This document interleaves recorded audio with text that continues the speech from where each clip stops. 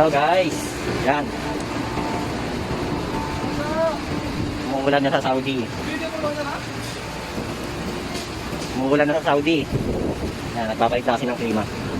Galing sa mainit na panahon. Ngayon, magtataglamig na. Yan ang sinyalis pagka magtataglamig na kasi umuulan. Umuulan. Umuulan. No. Magpapalit na kami ng klima dito. Magpapalit na.